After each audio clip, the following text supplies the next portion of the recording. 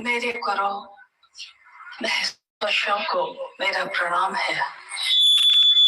इस काल के प्रथम शो के शिष्य और हम सबों के परम आदरणीय वरिष्ठ गुरु भ्राता साहब श्री हरिनानंद जी के चरणों में मेरा प्रणाम है।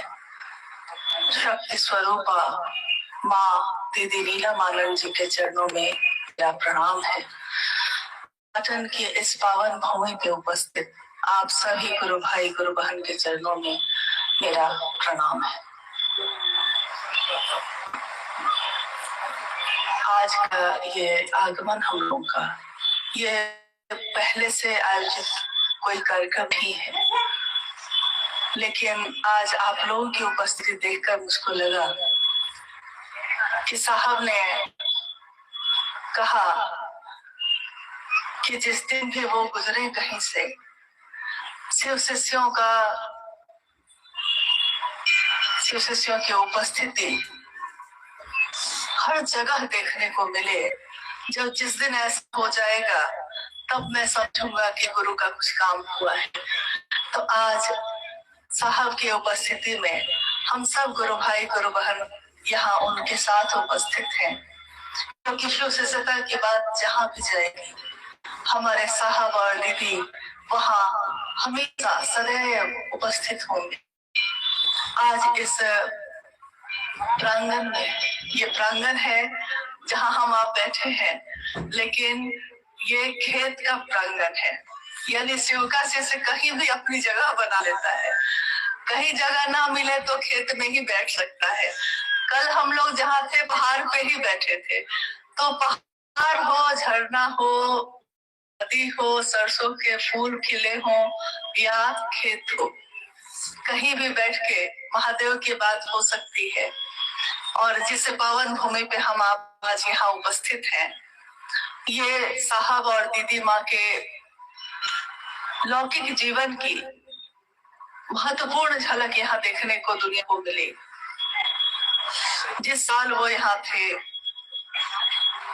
और उनके तीनों बच्चे साथ में, यही बगल में ब्लॉक ऑफिस है जहाँ पे बीडीओ साहब का आवास था। आज वो आवास खंडहर है, लेकिन किसी दिन वहां क्या रौनक थी। शिव को गुरु मानकर साहब हरिनानंद जी मन में शिव के प्रेम का दिया लेकर यही निवास कर रहे थे। माँ नीलमानंद भगवती स्वरूपा, भक्ति स्वरूपा, लेकिन एक सामान्य महिला की तरह उनके साथ रह रही थी। और लौकिक जीवन के उनके तीनों बच्चे जो छोटे छोटे थे, कितनी चमत्कारिक घटनाएं यहाँ हुई। साहब हमेशा कहते हैं कि मैंने शिव को गुरु बनाया था तो भगवान समझकर ही बनाया था। गुरु भगवान होते हैं तो भगवान गुरु क्यों नहीं है, मात्र इतना सोचकर ही बनाया था। यानी जिस दिन बनाया था उस दिन नहीं जानता था कि वो गुरु है भी कि नहीं। दुनिया में जो भगवान समझ के लोग उनकी पूजा कर रहे थे, उसी भगवान को ये सोचकर कि जब वो भगवान है जो ईश्वर के भी ईश्वर है, महेश्वर है, तो उस महेश्वर का अंश होगा, उस महेश्वर में जो रूप होगा वही धरती करता है। ऐसा मैंने सोचा तो मुझको लगा कि अगर गुरु भी कोई होगा धरती पे तो वो शिव गुरु होगा, तभी धरती पे कोई गुरु है। तो उन्होंने शिव को ही गुरु बना लिया। बाद में उनके जीवन में बहुत सारी घटनाएं, तो उनके मन ने समझा या ग्रंथ और शास्त्रों में पढ़कर उन्होंने जाना कि हाँ, शिव तो सचमुच गुरु है। और ये आज मेरी अनुभूति नहीं है, सिर्फ ये हजारों वर्षों से ऋषियों की, मुनियों की, सिद्ध संतों की इस तरह की अनुभूति उनके जीवन में आई थी। लेकिन मेरे जीवन में जो आया है सबसे सुंदर, वो मैंने दूसरों के जीवन में नहीं दिया। तो फिर एक इंसान का ये कर्तव्य नहीं होता। एक इंसान शिव की सबसे सुंदर रचना, उसका कर्तव्य होता है कि जो सबसे सुंदर रंग उसके जीवन के हो, वो दूसरों को भी इस रंग में रंग डाले।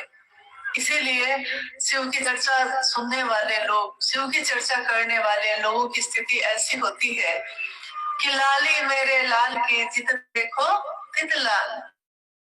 मेरे यार की यानी मेरे शिव की कैसे लाली है ये कि जहां भी देखता हूँ, जहां भी देखूं वही लाल दिखाई देता है। लाली मेरे लाल की जित देखो तित लाल, लाली देखन में गई मैं भी हो गई लाल। यानी एक ऐसा रंग है कि जो देखने जाता है वो भी उसी रंग में रंग जाता है, जो बोलता है वो भी उसी रंग में रंग जाता है। और ये ऐसा रंग है शिव शिष्यता का जो एक बार चढ़ गया तो फिर दूसरा रंग नहीं चढ़ा उस पे। आपने देखा होगा जब होली का त्योहार आता है, हमारे घरों में बहुत सारे लोग तरह तरह के रंग हाथों में लगा कर लोगों के चेहरे पे लगाने जाते हैं। और कभी कभी मैंने खुद देखा कि एक दो बार ऐसा हुआ कि एक ऐसा कलर था, ऐसा रंग था वो कि दिया गया तो पूरा चेहरा उस व्यक्ति का चमकने लगा। अब वो ऐसा पेंट जैसा था कि उसके ऊपर लाख और लोग हरे रंग, लाल रंग, पीले रंग लगाते रहे, लेकिन उस रंग पे दूसरा कोई रंग चढ़ा ही नहीं। ऐसा रंग लग चुका था उस चेहरे पे कि जो रंग दूसरा लगाता था वो लगता ही नहीं था, उतर जाता था। जो पहला लगा रह गया। वही मुझको स्मृति दिलाती है इस बात की कि शिव की शिष्यता का रंग भी ऐसा ही है। एक बार चढ़ गया तो जमाने के रंग कितने भी दिखते हैं, हम रहते हैं उसमें, लेकिन हमारे दिल में वो नहीं चढ़ता। आज इस पावन भूमि पे हम सब मिल रहे हैं, अपने गुरु की बात हो रही है, बिना योजना के ये कार्यक्रम। लेकिन मैंने अभी कहा कि इस धरती ने कितने चमत्कार को देखा। साहब हरिनानंद जी ने जब शिव को गुरु बनाया, उनके बाद आने वाले 8 वर्षों में उन्होंने और मां नीलम ने दूसरे किसी से नहीं कहा कि शिव को गुरु बनाओ। 8 वर्ष बीत गए, लेकिन इन 8 वर्षों में इसी धरती पे ऐसे ऐसे चमत्कार हुए जिसको दुनिया के लोगों को जब आप बताइएगा तो शायद वो विश्वास भी न करे।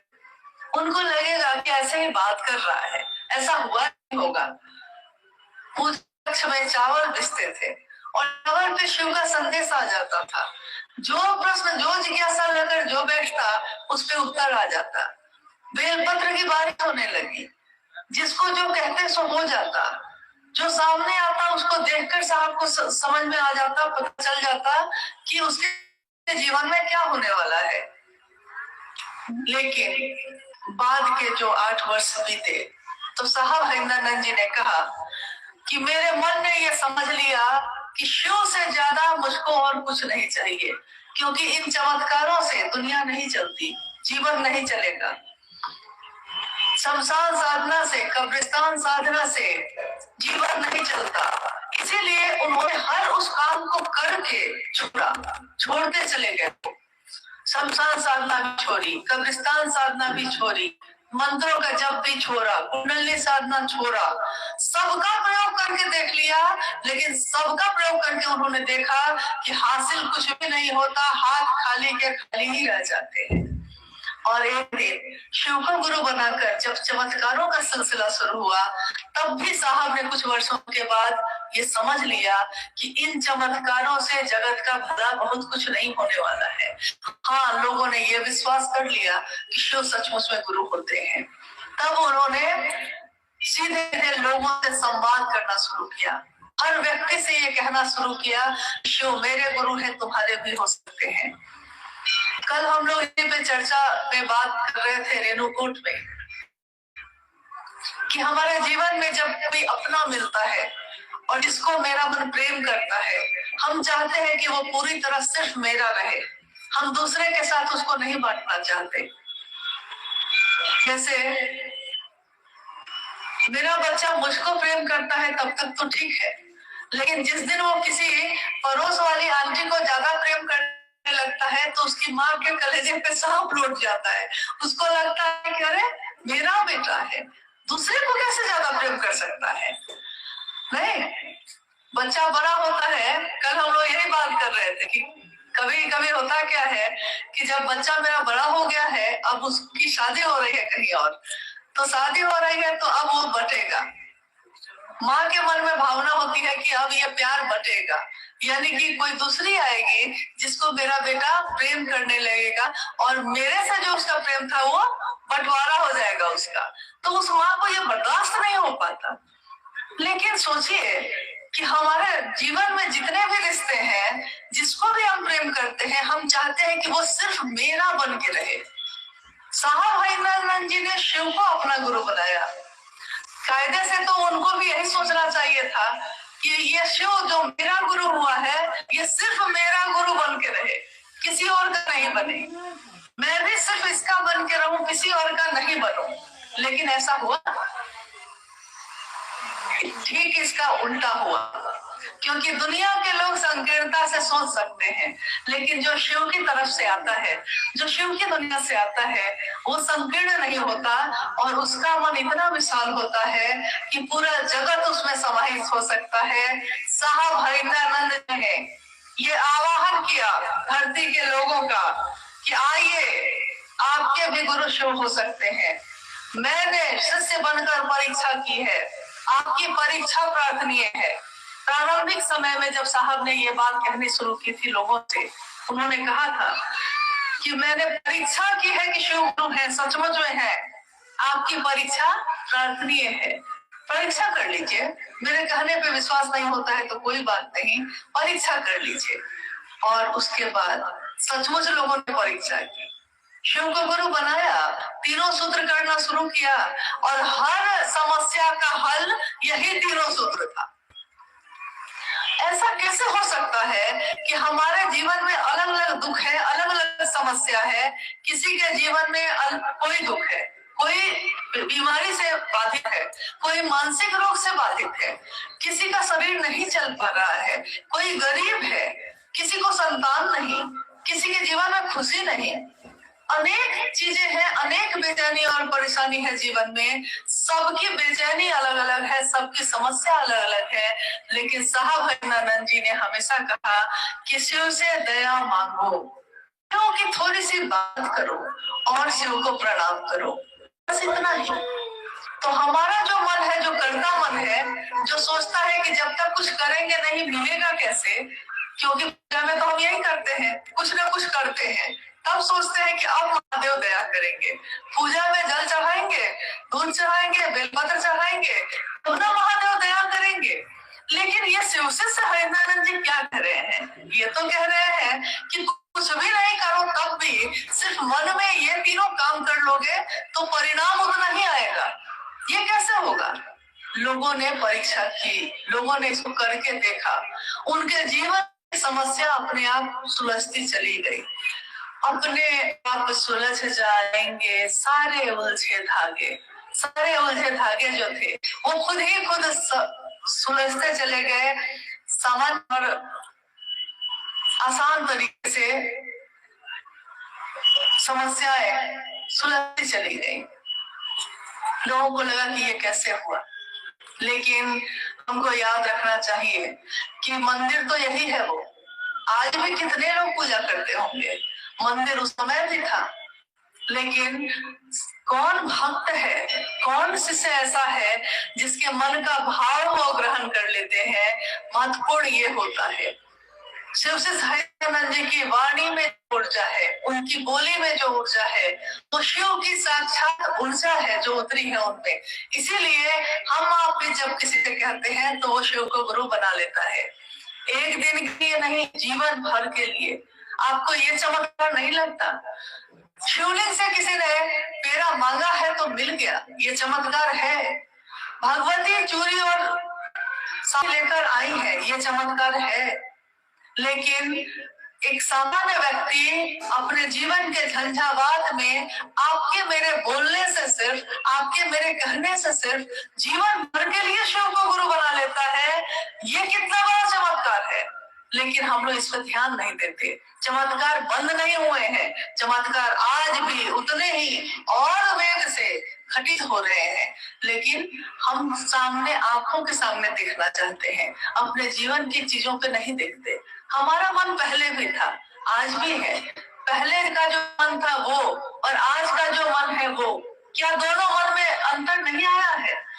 पहले मन में ये होता था कि छोटी छोटी बात पे हम लोग व्यथित होते थे, लेकिन आज पिछले कुछ समय में जब बिहार जाना हुआ था, इसी तरह गांव के परिवेश में हम लोग छोटी छोटी जगहों पे बैठते हुए गए थे, लोगों से मिलते हुए। एक सामान्य गुरु महान जिसकी कोई पहचान नहीं है, लोग नहीं जानते उसको, वो लोग माइक पे चर्चा कर रहे थे, हम लोग सुन रहे थे। क्या चर्चा थी उनकी, क्या बोल रही थी वो गुरु महान। वो ऐसे भाव से बोल रही थी कि लग रहा था कि पता नहीं कहाँ का विद्वान कोई आया है, कौन देवी उतर गई है यहाँ। इसीलिए कोई नहीं जानता किसके मुंह से वो शिव बोलते हैं, किसकी कानों से सुनते हैं, किसकी आंखों से देखते हैं। साहब हरिंदर जी ने कहा, वो शिव जो इन आंखों से दिखाई नहीं देता, लेकिन आपके मेरे माध्यम से ही जगत में चलता है, हजार पैरों से चलता है, हजार आंखों से देखता है, हजार कानों से सुनता है। इसीलिए शिव की इस ऊर्जा को महसूस कीजिए, पुकारिए स्वभाव से, चिदानंद होइए, गुरु का नाम लीजिए, किसी भी पल न भूलिए। ये भजन जो अभी आपने सुना, बिना किसी म्यूजिक, बिना किसी संगीत के सुना है अभी थोड़ी देर पहले। ये माँ नीलम आनंद जी की डायरी में लिखा हुआ है, ये सारी पंक्तियां लिखी है, ये सारे शब्द लिखे हैं। गुरु का नाम लीजिए, किसी भी पल न भूलिए, पुकारिए स्वभाव से, चिदानंद होइए। इतनी बड़ी बात उन्होंने कही है कि सबका नाम लेते हैं, कुछ पल याद रहता है, कुछ पल भूल जाते हैं, लेकिन गुरु का नाम ऐसे लीजिएगा कि फिर किसी भी पल भूलिएगा नहीं। सारे रिश्ते भूल जाए लेकिन शिव नहीं भूले, इसी की प्रार्थना, इसी की याचना उस शिव से करिएगा।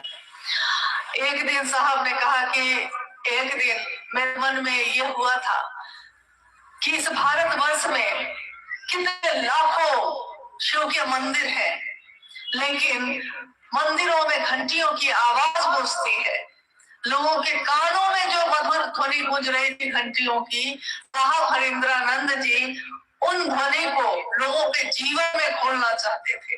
उन्होंने कहा कि मैं मंदिरों से बजती हुई घंटियों की आवाज, जो मधुर ध्वनि कानों से टकराती है, मैं इस आवाज को इस जगत के लोगों के दिलों में घोलना चाहता हूँ। उसके मन का मंदिर का घंटी ऐसा बजे कि बस बजता ही रहे, वो ऐसा बजता रहे कि फिर बंद ना हो। और ऐसा हो गया। हम सबों का सौभाग्य है कि हम में से कितने लोगों ने, आज भी जो लोग यहाँ उपस्थित हैं, कितने लोगों ने साहब का सानिध्य प्राप्त किया, कितने लोगों ने उनकी बातों को सुना। इन आंखों से हमने उस ऊर्जा को इस जमीन पे देखा है जिसने शिव की बात की है, जिसने शिव की शिष्टता को उतारा है।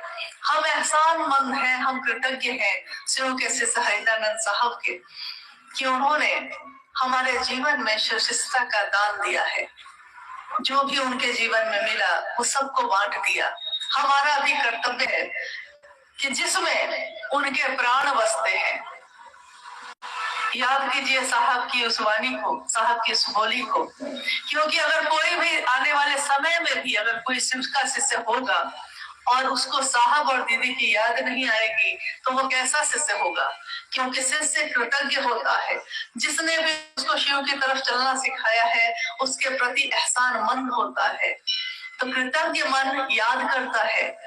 सोचिए उनकी बात, उनकी वाणी को, उन्होंने कहा है कि शिव की शिष्यता में मेरे प्राण बसते हैं, प्राण बसते हैं, और जिसमें उनके प्राण बसते हैं वो शिव हमारे आपके दिलों में रहते हैं, यानी हमारे प्राण में भी बसते हैं। तो हम सबको शिव के शिष्य हरिदानंद साहब के प्राण को किस तरह संभालने की जरूरत है। हम सब एक मनसा वाचा करुणा, एक भाव से शिव की तरफ चल सके, शिव के काम को कर सके। इसी की दया की याचना मंदिर में स्थापित जो शिव है और जो निराकार शिव है, क्योंकि सामने जो दिखते हैं उनसे भी मिलने के लिए एक दिन निराकार होना पड़ता है। एक दूसरे से प्रेम तो हम करते हैं, लेकिन मेरा मन उससे, उसके मन से मिलता है जिससे हम प्रेम करते हैं। शरीर से हम चाहे कितने भी दूर हो, लेकिन मन अगर मेरा उससे मिलता है तो हमारा मन, कहते हैं आंतर मन होना होता है। गुरु कोई हो, एक दिन उससे आंतर ही मिलना पड़ता है। शुरू से ही शरीर में नहीं है, प्रतीक है, कभी शिवलिंग के रूप में, कभी तस्वीरों के रूप में, कभी मूर्तियों के रूप में। हम उन मूर्तियों को भी नमन करते हैं, हम उन तस्वीरों को भी नमन करते हैं। हम जो ये हवा से ऊपर छूकर आती है, हम उस हवा को भी नमन करते हैं, क्योंकि कण कण में अगर वो शिव बसता है तो ये सारी चीजों में शिव ही तो बसता है। ये सरसों के फूल जो खिले हैं चारों तरफ हमारे आपके, इन सरसों के फूलों में भी जो पीले पीले फूल हैं, उनको भी देखकर तो शिव की ही याद आती है। नहीं, तुम मिले दिल खिले और जीने को क्या चाहिए। लोग गीत गाते हैं अपने प्रेमी के लिए, हम गीत गाते हैं अपने शिव, अपने साहब दीदी के लिए, कि तुम मिले हो ऐसे मिले हो, कि तुम मिले दिल खिले और जीने को क्या चाहिए। ना हो तो उदास तेरे पास पास में रहूंगा जिंदगी भर। साहब हरिनानंद जी ने कहा है हम सभी शिव शिष्यों को कि उदास मत होना, मैं जिंदगी भर तुम्हारे साथ ऐसे ही चलता रहूंगा जैसे शिव चलते हैं। शिव की सत्ता, शिव के लोग, शिव के गण, शिव के शिष्य भी वैसे ही चलते हैं। ये एक जन्म का रिश्ता नहीं है, जन्मों जन्मों का रिश्ता है, और जन्मों जन्मों तक ये जीवात्मा मेरे अंदर जो है, आपके अंदर जो है, ये जीवात्मा चाहे जितने भी शरीर बदल ले, लेकिन एक बार इसने साहब हरिनानंद जी का संग ले लिया है तो वो जब तक हम शिव से हो नहीं जाएंगे वो हम लोगों को छोड़ेंगे नहीं, क्योंकि उन्होंने कहा है ये कि मैं शिव से बनाकर ही छोड़ूंगा आप लोगों को। इसलिए हम सब उनको आज याद करते हैं, अपने मन में उनको महसूस करते हैं और नमन करते हैं इस पावन धरती को भी, इस हवाओं को भी, इस धरती की मिट्टी को भी, जहाँ हमारे साहब दीदी कभी कदमों से चले थे। सोचिए ये धरती कैसी ऊर्जावान है, जहाँ हमारे साहब दीदी रहे, निवास किया जहाँ उन्होंने, और एक लंबे समय तक शिव शिष्टा का दिया अंदर ही अंदर पल्लवित पुष्पित होता रहा। जो 1983 में जब वो मधेपुरा में गए तो वहां पौधे के रूप में धरती के लोगों ने देखा, लेकिन ये पल तो रहा था यहीं से। आज की ये जो बात हो रही है बिना आयोजित, इसमें मैं आप लोगों से क्या कहूँ, शायद इतनी व्यवस्था यहाँ के गुरु भाई गुरु बहन नहीं कर सके होंगे, लेकिन जो भी किया होगा इन्होंने, जितनी भी जगह बनाई होगी, हमारा मन एहसानमंद है कि यहाँ पाटन के रहने वाले गुरु भाई गुरु बहनों ने, पूरे पलामू जिले ने या उसके आसपास के जिलों ने जो भी महादेव के काम के लिए अपनी सहभागिता दी है, अपना सहयोग दिया है, हम सब उनके कृतज्ञ हैं। और मुझको याद आता है कि यहीं से बगल में है मनातूगढ़, जहाँ जन्म स्थान है मां नीलमानंद का। मनातू में शिव गुरु महोत्सव हुआ था। आप लोगों में से कितने लोग ऐसे हैं जो उस महोत्सव में शामिल हुए थे? अच्छा, बहुत लोग हैं जो शामिल हुए थे। अच्छा, आप भी हुए थे। मनातू के शिव गुरु महोत्सव में हम लोगों ने नहीं सोचा था कि इतने जगह के लोग आ जाएंगे, लेकिन कहाँ कहाँ के लोग आ गए थे, बस भर भर के लोग आ गए थे। अब वो जगह है छोटी सी और लोग आ गए थे बहुत ज्यादा, तो होगा क्या? जगह जब छोटी हो और लोग बहुत आ जाए तो क्या होगा? हम लोगों ने देखा रात में, अब हम लोगों को देखने हम लोग गए, मतलब गाँव में जहाँ जहाँ लोग एक रात पहले आ गए थे, तो मैंने देखा कि चाहे वो हिंदू हो, मुसलमान हो, किसी भी जाति, किसी भी धर्म के लोग जो वहां रहते थे, उन लोगों ने अपने घर के दरवाजे को खोल दिया था, खुद बाहर निकल गए थे और लोगों को अपने घर के बिस्तर पे जगह दी थी। जो उनके घर में था उपलब्ध वही खुद भी खाया और जो आने वाले लोग थे उनको भी खिलाया। थोड़ा ही था, थोड़े में गुजारा कर लिया। शिव की शिष्यता यही तो परिलक्षित होती है कि जो है मेरे पास मैं उसको भी दे सकती हूँ कि नहीं, क्योंकि बड़े बड़े लोग, बड़े बड़े महल के लोग भी इतना बड़ा दिल नहीं रख पाते हैं, लेकिन छोटी कुटिया में रहने वाला कोई अपनी कुटिया को भी खोल के दे देता है कि आइए भाई, जहाँ जगह मिले रह जाइए। तो शिव शिष्यता ऐसी ही होती है, जहाँ जाइए जगह हो ना हो जगह बन जाती है। मन भी ऐसा ही होता है, उसको अगर संकीर्ण करिएगा तो वो सिकुड़ता चला जाता है, अगर महादेव का साथ लीजिएगा तो वो विस्तार पाता चला जाता है, फैलता चला जाता है।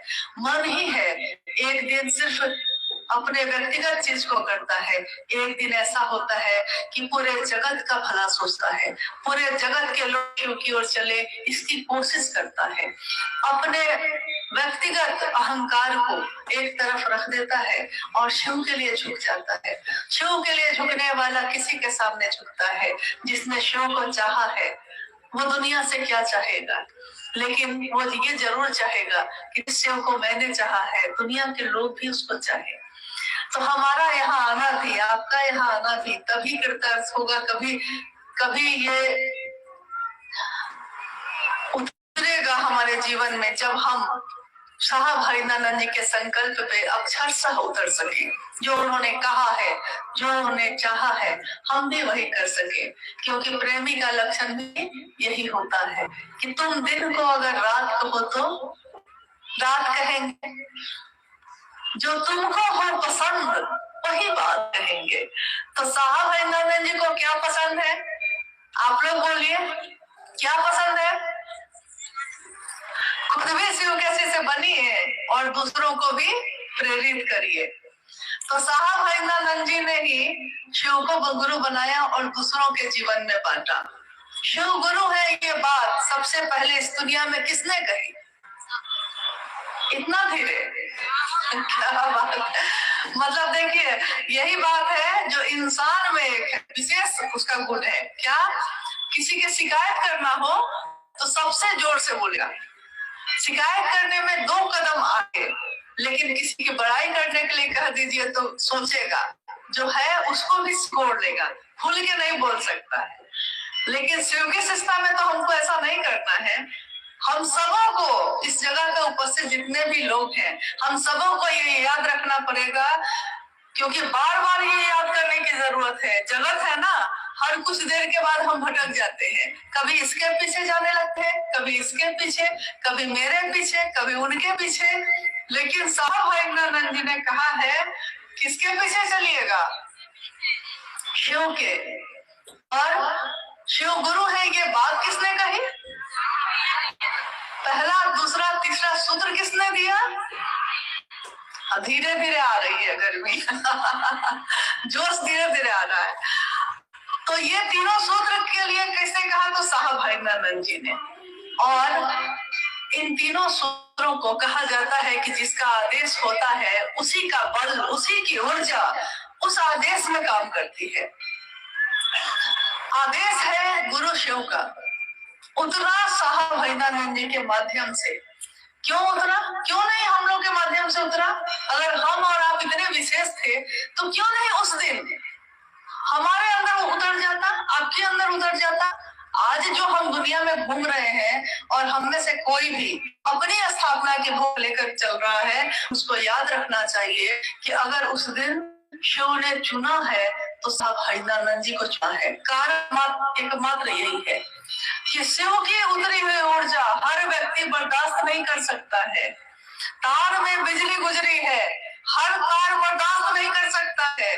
अगर 440 वोल्ट गुजर गया तो ये मामूली पतली पतली तार जो होती है बिजली की जल जाती है।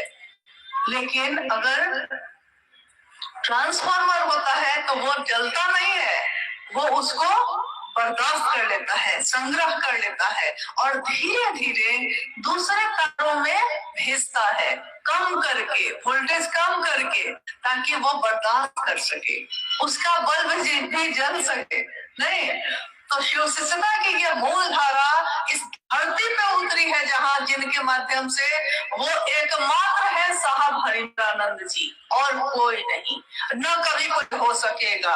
इस धरती पे इस काल में शिव के शिष्य के रूप में जिसको दुनिया के लोगों ने देखा है वो साहब हरिनानंद जी हैं, अन्यथा और कोई भी नहीं। लेकिन उन्होंने ये कहा है कि हम सब भी वैसे ही बने। तो हम इस पे अपनी यात्रा पे ध्यान दें, हम इस पे गौर करें कि हम बन रहे हैं कि नहीं। हम ये गौर नहीं करें कि दूसरे क्या कर रहे हैं। जो दूसरा कर रहा है वो खुद समझेगा, हम क्या कर रहे हैं ये हमको समझना है। तो अपनी यात्रा पे ध्यान देना है। आप लोग इससे सहमत हैं कि हमको अपनी यात्रा पे ध्यान देना है, हमको अपने गुरु शिव को याद रखना है, हमको हमेशा साहब दीदी का साथ लेकर चलना है। और हम चलेंगे सबके साथ, दिखेंगे सबके साथ, लेकिन मेरे दिल में राज कौन करता है? मेरे दिल में, मेरे दिल के सिंहासन पे कौन बैठा है? बड़ा धीरे बोलते हैं आप लोग। हम अकेले हैं इसलिए माइक की जरूरत है, लेकिन अगर आप लोग की तरह पूरे भीड़ में हम उधर उस तरफ रहते तो हम सबसे ज्यादा जोर से चिल्ला के बोलते। नहीं, दीदी साहब बैठे हैं मेरे सीने में। अरे ये बात तो इतनी सुंदर है कि जितने जोर से हम बोल सकते हैं बोलेंगे। कौन बैठा है सीने में? तो दीदी और साहब बैठे हैं सीने में। और किसके कारण बैठे हैं? क्योंकि हम नमन करते हैं अपने साहब को, अपनी दीदी माँ नीलमानंद जी को और अपने गुरु शिव को, कि उन्होंने हमारे आपके जैसे लोगों को, जिनमें कोई योग्यता नहीं, हम हैं, हम पापी हैं, पता नहीं क्या क्या है, लेकिन तब भी शिव ने गले से लगाया है। और शिव जिसको गले से लगा लेते हैं उसकी पूजा होती ही है धरती के लोगों में, लेकिन जिसकी पूजा होती है उसको याद रखना चाहिए कि शिव के कारण होती है। शिव से जिस दिन हम अलग हो जाएंगे, शिव से सहजानंद जी के नाम से हम अलग हो जाएंगे, तो हमारी कोई दिशा नहीं है। इसलिए हमेशा उनका संग लेकर हम चल सके, मनसा वाचा करुणा। अब हम लोग यहाँ से विदा ले रहे हैं, आप सभी के चरणों में प्रणाम करते हुए और शिव की शिष्यता की इस धारा को अपने द्वारा आप जहाँ तक बढ़ा सकते हैं जरूर बढ़ाने की कोशिश करिएगा। महादेव हम सब पे दया करे, महादेव हम सबका कल्याण करे। आप सभी के चरणों में प्रणाम।